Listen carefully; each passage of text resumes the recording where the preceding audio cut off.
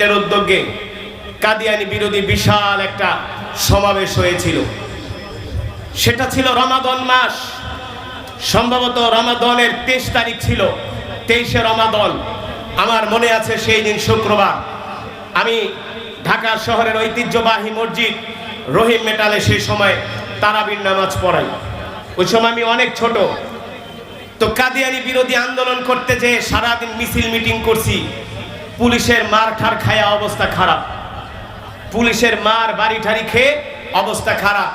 সারাদিন মিছিল করে পুলিশের সাথে মারামারি করে মিছিল করে গলা টলা ভেঙে গেছে। এখন মাগরিবের সময় মসজিদে আসছি, তারাবি তো পড়াইতে হবে। রহিম মেটাল মসজিদে কম হলেও 10,000 মুসল্লি হয়। কয় হাজার? কম হলেও 10,000, যেই দিন না হয় সেই দিন। তো ঢাকার বিভিন্ন প্রান্ত থেকে মুসল্লিরা আসে আমার পিছনে তারাবি পড়ার জন্য। কিন্তু আমার তো গলা ভাঙা অবস্থা খারাপ, আমি কথাই বলতে পারি না। এখন কথা যেহেতু বলতে পারি না, তো তারাবি পড়াবো কিভাবে?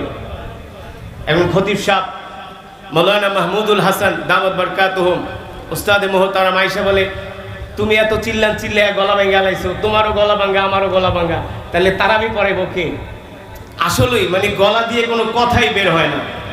কি করা যায়? এত চা খাই, গরম পানি খাই, কোনো লাভ হয় না।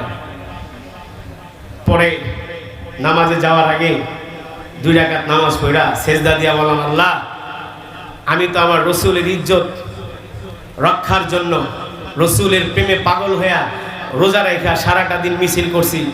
আল্লাহ গলাটা ভেঙে গেছে, আমার রসুলের উসিলায় আমার গলাটা ঠিক করে দাও। আল্লাহর কসম করে বলি, যদি মিথ্যা কথা বলি, আমি সেজদা দিয়া দোয়া শেষ করে এশারের আগে মসজিদে যাইতেছি, খুব ভয়, তারাবিতে দাঁড়ায় পড়তে না পারলে গলা দিয়ে কথাই বের হয় না। বিশ্বাস করেন এত ভয় পাইছিলাম।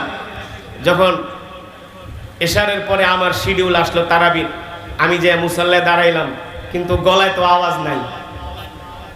কি যে একটা পরিস্থিতি! সেই সময় আমি এতটুকুন বিশ্বাস ছিল যে যে রসুলের মহব্বতে আন্দোলন করছি, গলা ভেঙে গেছে, সেই মদিনাওয়ালা তো দেখতেছে। ঠিক কিনা বলেন? যে রসুলের মহব্বতে আন্দোলন করছি, রসুল তো সব জানে, ফেরেশতারা তো অটোমেটিক নিউজ পাঠিয়ে দিছে মদিনায়। ঠিক কিনা বলেন? আমার দৃঢ় বিশ্বাস আল্লাহ একটা ব্যবস্থা করবে। নামাজে দাঁড়ায় যখন আল্লাহু আকবার বলে সূরা ফাতিহা শুরু করছি, আল্লাহু আকবার, গলা ভাঙা তো দূরের কথা, আগের চেয়ে আরো সুর, আগের চেয়ে আরো তেলাওয়াত সুন্দর হয়ে গেছে। নামাজের পরে সব আশ্চর্য, হুজুর এটা কিভাবে সম্ভব? আপনি তো কথাই বলতে পারেন না। তো রসুলের মহব্বতে যারা আন্দোলন করবে, রসুলের মহব্বতে যারা ঘাম ঝরাবে, রসুলের মহব্বতে যারা রক্ত ঝরাবে, মদিনাওয়ালা সবাইকে হাত ধরে ধরে সুপারিশ করে করে জান্নাতে নিয়ে যাবে। ঠিক কিনা বলেন? আমরা আমাদের জীবনের চেয়ে আল্লাহ রসুলকে ভালোবাসি, বাসি কি বাসি না?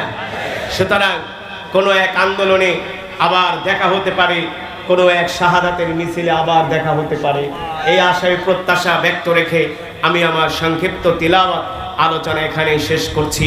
ওমা আলাইনা ইল্লাল বালাগ। সুবহানাকাল্লাহুম্মা বিহামদিকা আশহাদু আল্লা ইলাহা ইল্লা আনতা আস্তাগফিরুকা।